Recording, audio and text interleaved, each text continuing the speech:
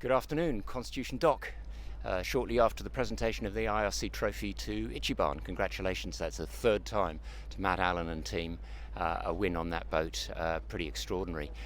Unfortunately, somewhat muted by a protest that really played out overnight last night, an event on the second day at sea, and we thought it more useful, rather than going into the details of the protest per se, is to actually talk about some of the issues, because one of the most opaque things for most people watching sailing is how is it possible to have a race like this and then 24 hours later the winner is not the winner anymore. And I suppose it's not dissimilar to car racing as well.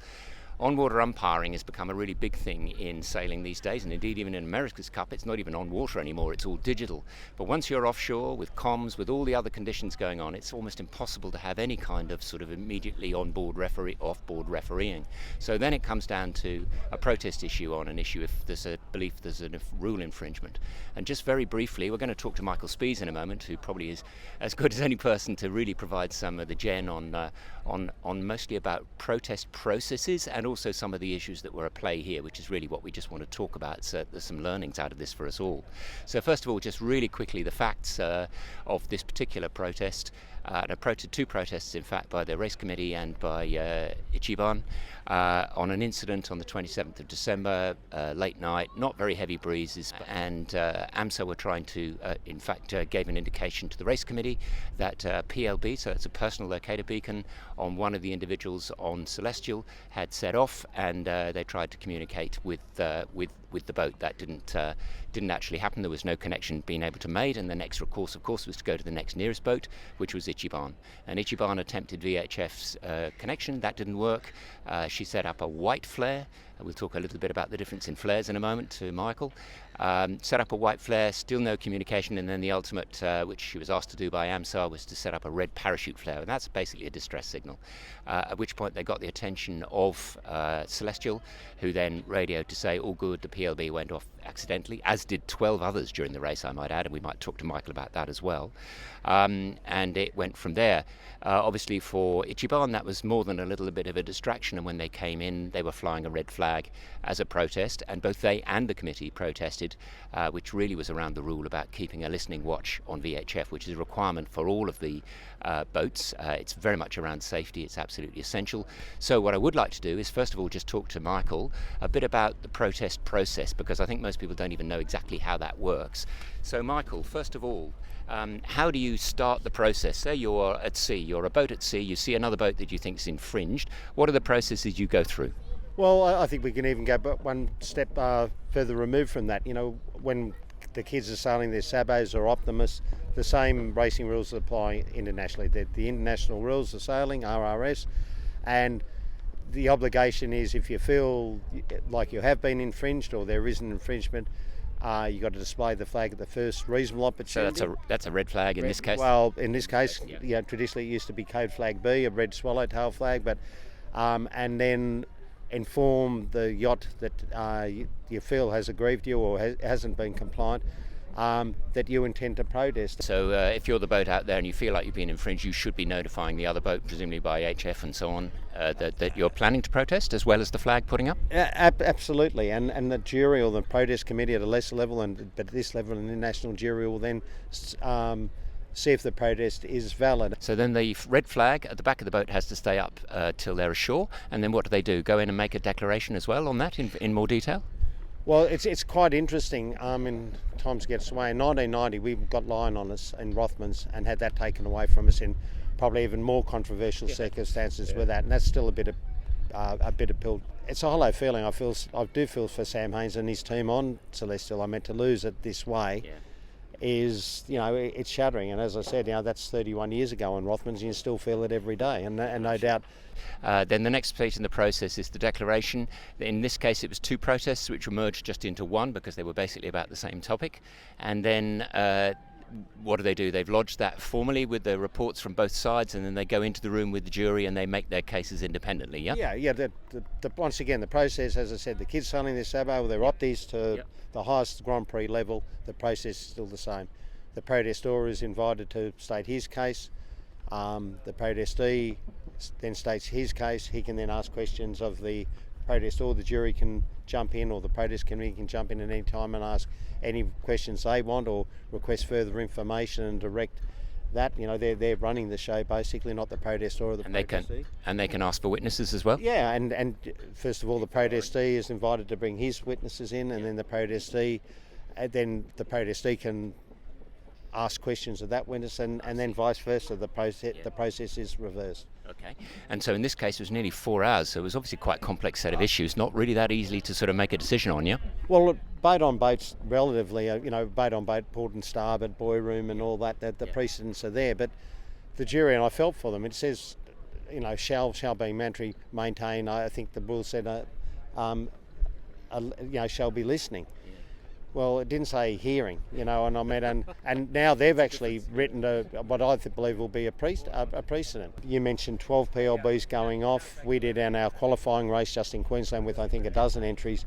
There were 3 there. So, and for your listeners here and viewers here, I meant, what are they? Well, in the wake of the 1998 Sydney Hobart race, we were quite inept. When I say we as the yachting community, the whole yachting community were caught short, and that's when these PLBs came in. So now we have what they call a 406 or a 406 EPIRB, PLB, and that has GPS trackers. And that says exactly who it is, who it belongs to. Who it is. So you've got one, we've got one. And the nature of the beast and the way we sail these boats more, before you used to go off, watch, strip down, get comfortable, get in the bunk. But these guys are on standby. These guys are all on standby 24/7, so they sleep in their wet weather gear. You have what they call a bum bag, which will have your strobe light in, maybe a silent stick, which isn't mandatory. Strobe lights certainly are, your PLBs certainly are. But some guys elect to, as I do, put them in the pockets, and quite clearly this is causing, well, when I say quite obviously, it appears that this is causing issues. The buttons and guys rolling on them, and different models, and the safety requirements of the boat. To get your Cat 1 certificate, says the boat has to have the equipment, not the personal thing. So a lot of our crews will come on and say, I've got my own personal strobe light and all that, and the lesser funded programs will then coordinate that. But the higher end programs, they'll have their own kit. And am I right in saying these PLBs are reporting via SAT through AMSA? They're not reporting back to the boat, is that right? And that'll bring us to the next thing, the AIS thing. So at the moment, that gets lodged, it goes up to the satellite, it then goes down to AMSA. They then activate thing and sort of run due process. Is it accidental? Unfortunately, in this case it was, and fortunately in the other cases as well, it was. And then that wasn't there. But the thing that I find funny on this, that they must have seen that this is moving at roughly the same speed as the boat. And the findings, that isn't shown anywhere. Not that obviously that may or may not have considered that relevant, but far be it for me to second guess the jury. Thank you very much for that. So that's really helpful in understanding that. So just a few things. We talked about the PLBs. What about VHF? I mean, someone was saying that the signal was really tricky. Does it get quite affected by atmospherics and things? Well, VHF is a fantastic tool, and I think it's worth remembering as well that all our skeds in the, when we started this, were done on SSB or HF radio, single sideband or HF radio. 2182 being your emergency frequency, and then 4483 and a 6 meg frequency as well. Now the problem we've got with that now is that half the voluntary stations and coastal stations don't even monitor it anymore. So it's really only here, and I can foresee in the near future that will not be a line of communication, even though that has served us well. I think HF will be on the way out, and that makes VHF, but it has limited range. Even with the antennas off the top of the mast, you're probably restricted to a better part of 20 miles, and can be, and I don't profess to be an expert. While I've got my operator's bit of paper so I can do it, I'm not an engineer, and it's a really effective way. But it is line of sight, it doesn't bounce over hills really well, and it's great. But just getting back to that, are PLBs now relevant? Absolutely, they have a place, but we just installed on our boats, and to plug into the life jackets here, an AIS thing that actually reports back within VHF range, not only to us, but to the boat as well. So the system at the moment then has to go from, as I said, on the PLB situation, from the man in the water up to there, to Canberra. Is this a green, what's going on here? Yep. Let's talk to someone. Is that an accidental? And there's minutes ticking away there. There's hours, whereas Yeah. the assets that can actually come to the boats in the range.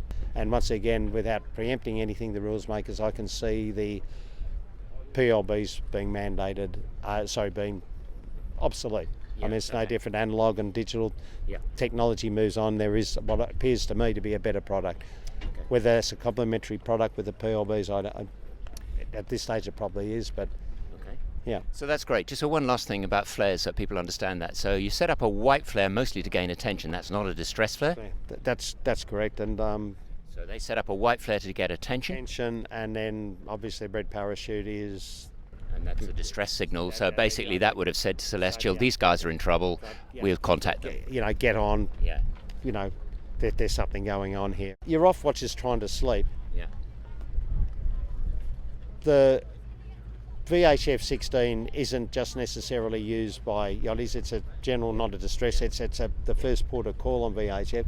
There's numerous other traffic there. How loud do you have it turned up? Yeah. We've actually got a speaker in the cockpit, but you tend to turn down. The guys need to sleep. Yeah. These new boats modern boats have water makers running. Hydraulics and everything else as well. Hydraulics, water makers and that. And Bloody noisy. is there a better system? Does it need to be a more distress type, flashing light type situation? I don't profess to have the answers, but quite clearly this is highlighted. Yeah. It's not a perfect world there. Well, that's fantastic, Spies. I really appreciate your time. Obviously, congratulations to Matt Allen for number 3, but deep commiserations to Celestial. Yeah, as I said, I've seen a line on the situation. It does take a lot of getting over.